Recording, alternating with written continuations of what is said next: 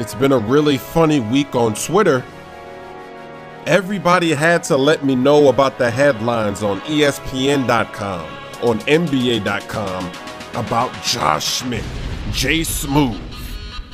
They had titles like Smoove Move. The Hawks have told numerous teams that they're trading Josh Smith. Who gets the talented Hawk? And as you know, nobody was moved. No big names were moved this year with the trade deadline. So then the headlines changed. It said, no Smoove move. No trade for Josh Smith.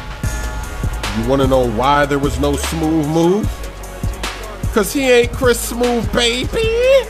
Oh, he ain't Chris Smoove, baby.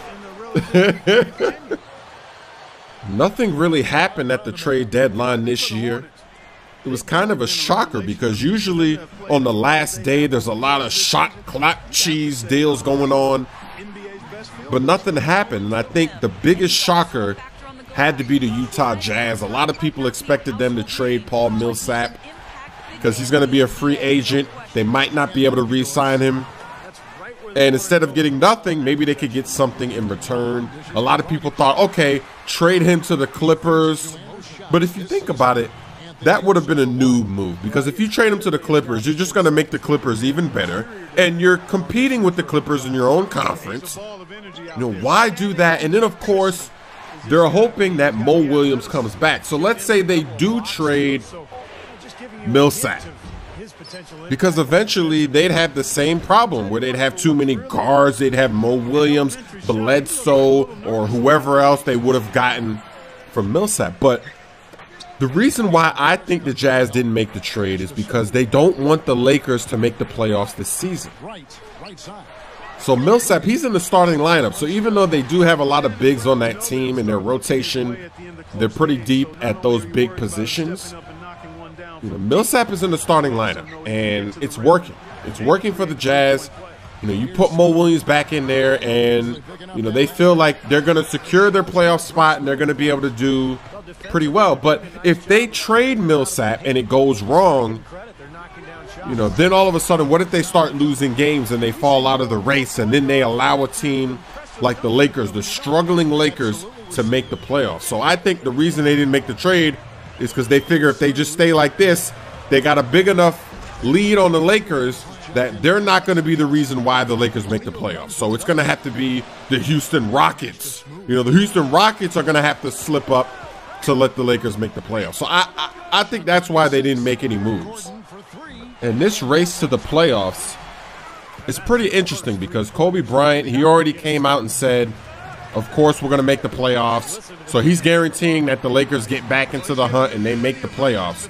But every game is important, because every time the Houston Rockets or the Utah Jazz win, the Lakers have to win, because if they lose, it's not helping them.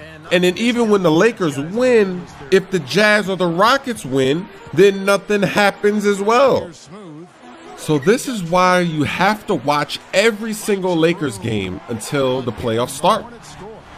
If you have NBA League Pass, you know, you have to watch all their games. That's what I'm doing. I'm watching every single game, because if they don't make the playoffs, you want to see how it happens. You want to see the breakdown of Dwight Howard, the breakdown of Kobe.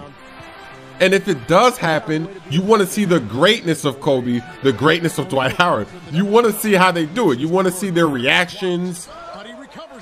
Their last game against the Blazers, you know, that was a perfect example, because Lillard was doing it again. Lillard was scoring in the clutch, keeping the game close, and I thought the Blazers were going to win. And then, you know, Metta World Peace got a steal. He got an and-one. And then, you know, Kobe hit a shot. So it was really interesting just to watch it all unfold. Today they're going to play the Dallas Mavericks. The Dallas Mavericks are behind the Lakers. So this is going to be a big game. You got to watch that. The shot clock cheese for the Lakers is very possible because their schedule is very easy right now. They only have, it seems, a few more games with really good teams, and all the other games are very favorable. Now, the Rockets, on the other hand, to close out the season, their schedule is difficult. So they're going to be they're going to be playing all the good teams. They're only going to play a bad team every once in a while. So this race to the playoffs, it's going to be very entertaining. You got to watch the Rockets and the Lakers and see what happens. Now, if the Rockets choke and don't make the playoffs, and they allow the Lakers to get the 8th seed, then I'm going to blame it on Patrick Beverley. Because ever since they got Patrick Beverley, they started to lose a little more often than they normally would. Because before they had him, they were streaking. They were doing really good. Everyone's like, ooh, Houston Rockets. But since they got Patrick Beverley, they've been up and down. I mean, James Harden, he's still doing his thing. And he's showing everybody that the Thunder, they should have started him. James Harden should have been starting for the Thunder. And hey, maybe they should have re-signed him, or maybe not. I don't know. Because Kevin Martin, I mean, he's doing okay. But James Harden, he's an all-star. So why not have 3 all-stars, run them together? Yeah, the bench would have been kind of weak, but the offense would be so much better when you have James Harden and Kevin Durant and Russell Westbrook out there. So that's enough NBA talk for right now. I got a lot of my career videos to release, so I figure why not let something like this fly every once in a while. Now, I don't know if you've noticed, but in this game, I'm using a new signature skill. I'm using Scrapper. The reason I'm using Scrapper is because I've been playing a lot of My Team lately, and I use it in My Team, and it works great. So I said, hey, why not try it out? So I took off Ankle Breaker. And as you can see in this video and in future videos I have, I'm still getting ankle breakers even though I'm not using ankle breakers. So really, I don't need to use that signature skill. I can use something else. And Scrapper is actually really nice. It really is. It helps out with the steals. This is actually my 2nd game in a row getting a triple-double. And in this game, I get it with steals. Last game, I got it with rebounds. This game, it was with robbing my enemies, robbing the other team. And look at it. You know I've been playing My Team because, look, I go in the post, I do a Hakeem the Dream shake. I'm doing dance moves in the post like Hakeem the Dream. My team is rubbing off on me. And one thing I love about Scrappers, anytime there's a loose ball, you move so fast. Because don't you hate it when you knock the ball loose and it feels like the CPU, they know exactly where the ball is going to go. They react immediately. Well, when you have Scrapper, you react immediately as well because it increases your speed for those moments. And right there, I don't know what I was doing. I don't know why I tried to throw a oop there. I mean, in this game, I'm practically just fooling around. Our team is so good that in these games, I'm just fooling around now. It's unbelievable. We're on a mean winning streak right now. It kind of reminds me of the winning streak I was on in 2K12 at the end of the season when we couldn't lose with the shoes. And you see how when I knocked the ball loose, the Scrapper signature skill lit up?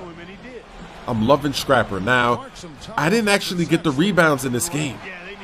As you can see, I only have 4 rebounds.